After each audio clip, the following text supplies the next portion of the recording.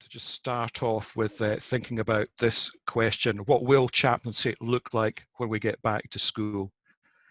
As Jonathan has said, I've actually been 38 years as a school's chaplain. I've been 33 years as the minister at High Blantyre Baptist Church. So they're beginning to get used to me. But in those 38 years and in the time of ministry here, I always felt schools were a strategic place to be involved. And fortunately, my little church shared that vision. So for a long time in my ministry, they allowed me half my working week connecting with schools, which was an incredible privilege. So I've actually been more a school chaplain than I've been a Baptist minister. Currently, as Jonathan has said, I teach a course at UWS on chaplaincy and time for reflection. That's for school staff and for workers coming into school, Scripture Union, ministers as chaplains and so on. And I also work one day a week for Christian Values in Education Scotland. Please don't mix us up with any other Christian values in education. There are several. We do a lot of work training education authorities, training their staff in how to deliver time for reflection. And in the last few months, we've also been doing quite a lot online, supporting Christian teachers in schools. But let me get to this topic. What will chaplaincy look like when we get back to school? I want to offer you some thoughts about it. First of all, will we get back to school?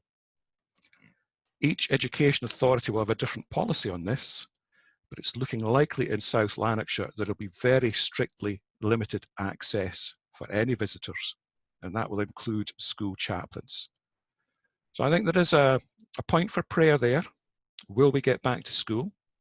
If you can make contact with your head teachers, with your education authority, it would be good to put the case to them that you are a part of the school community, that you've got a valuable input to give, and that you have a place there. Talking about assemblies, as Muriel said, it's maybe not the most important part of what we do as chaplains, but it is the most visible. And I think when we get back to school, if we get back to school, it's likely that at least for the first 3 or 6 months, assemblies will not be in the traditional whole school or whole year format that we've been used to. South Lanarkshire schools are talking about kids coming in phased return. So you'll have half a class will be in the morning, half a class in the afternoon.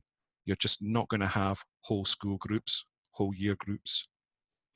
I think a lot more of our assemblies will be targeted at small groups and will be targeted at classroom size as well. And I recognise what Muriel is saying as well about do we provide assemblies online? I think quite a lot of our assembly input will have to be prepared and delivered from off-site. And don't be afraid of that. You're already managing that with church as well. What will be our distinct role? I think we'll be able to offer pastoral support for pupils. I think a lot of the kids are struggling with mental health issues and resilience issues. Some of them, they're going to need to manage bereavement and loss. They'll have lost family members to COVID. And a lot of them will have anxieties and fears about coming back to school, about mixing with others. They'll have anxieties and fears about missed exams, missed work, how they'll catch up. And I wonder if one of the things that chaplains and churches could partner with schools for is the provision of homework clubs, practical help with things like that. I think we'll also have quite a clear role in pastoral support for staff. With my CVE hat on, we've been organising these Zoom meetings, as I say, to support Christian teachers and chaplains. We've been asking them, what are your worries? What are you thinking about going back to school? And a lot of the teachers are really struggling with uncertainty. They don't know what it's going to look like. Often head teachers are only hearing about policy at the same time as parents. They're not getting time to prepare and think. They face uncertainty on how they're going to manage half a class in the morning, half a class in the afternoon. How do you work that? Some of them are struggling with loss and bereavement themselves. And quite a few I've found are really exhausted because they haven't been off. They've been out of school, but they've been continuing to work and having to master new skills to work. And they're exhausted. They've not had the usual pattern of breaks and weekends that they would have. And some of them, they're getting the signal from their education authorities they're going to be asked to do work over the summer as well. A lot of teachers are also struggling with role change.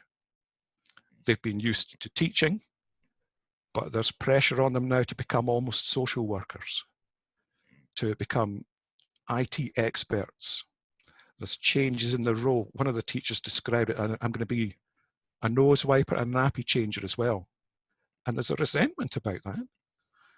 Role changes, all sorts of difficulties. Another big concern for teachers, and I think we'll need to support them as chaplains, is the whole issue of how they re-engage pupils. There was always a group of pupils that didn't fully engage with school. That's got worse, of course, with them not being present in school. So getting pupils to re-engage is going to be hard. How you make up for lost curriculum time. Teachers are worrying and stressing about this. They were already under pressure to close the attainment gap. Well, that attainment gap was hard to close. It's now become near impossible. So a lot of concerns for staff, and I think there's a role for us in giving pastoral support. I want to focus particularly on some practical things about resources for assemblies and time for reflection, and offer you some practical things for that. First of all, if I can just give a little flag wave and an advert for Christian Values in Education Scotland. We're about supporting Scotland's schools, and that includes the children, the young people themselves, school staff, but also chaplains and parents too.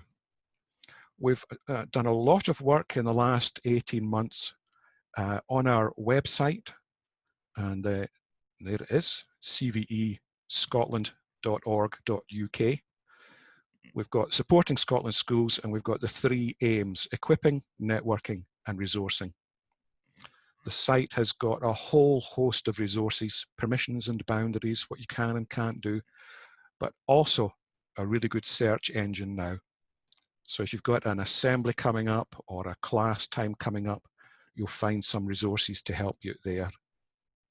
I want to highlight a couple of other things. If we are going to be doing assemblies prepared off-site and then sent to a school, what resources can you use? Here's a couple. Some of you might already know of the work of Colin Buchanan.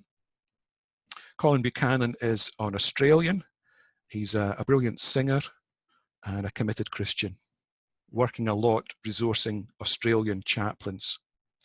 And I just wanted to highlight his website for you, compassion.com.au. He's put on that 9 or 10 ready-made short assemblies. They're brilliant. You could use them in Sunday school. You could use them in a midweek club online. You could use them as assembly material as well. And they're free to download. And he's got a brilliant wee simple format, a song that he leads with his guitar, scripture reading, and a time for reflection. So Colin Buchanan, some brilliant resources there. He has been to Scotland, actually. I don't know if he's coming back, but he came a couple of years ago, did a wee tour, so you may have met him then. Another great place for resources for when we get back to school is the Scottish Bible Society, scottishbiblesociety.org. They've got a whole lot of resources that have gone online, all age free resources for children. There's, well, you can see on the screen share, there's Jonah, Moses, 10 Commandments. They've got a brilliant one on Daniel. They've got a whole lot there that you can search through. Again, you could use them in church, or you could use them as a school setting. Send them to schools, give the teachers a hand, give them ready-made material. Another place that you'll get some great resources is if you can link up with your school online. YouTube, you might have come across the Bible Project. You'll find there's a whole host of ready-made short videos that you can download and use. So youtube.com, look for Bible Project. You might also come across Big Start Assemblies. Now, they are keyed to the English educational system, but it doesn't take a lot of work to adapt them and use them with Curriculum for Excellence. And Big Start works partly by subscription. So English churches, English schools, which are supposed to give a daily act of worship, can subscribe to it and log on, and they can get loads of assembly ideas. But there are a whole host of free resources there too. So bigstartassemblies.org, another good one. And a shameless personal advert as well. Apologies. But I've been trying to use my time in lockdown productively. And I'd started writing booklets of time for reflection material for use in Scottish schools, all keyed to the Curriculum for Excellence. And I'd got 3 of these out already. Words, which is about words. Seasons, so it covers all the different seasons that you would look at in a school, and some of the special days, Autism Awareness Day, World Book Day, transition events, that's covered in seasons. The third booklet, Reflections, looked at larger scale events that you can do with schools in partnership with them. It was lovely to see Mural highlight that word, partner. Churches, I think, will have a stronger role when we get back to school of being partners. And Reflections has lots of ideas that will link churches and schools. And just delivered to me this week was my 4th booklet called Treasures. And Treasures is full of, again, assembly material ideas that you can use to link up with schools.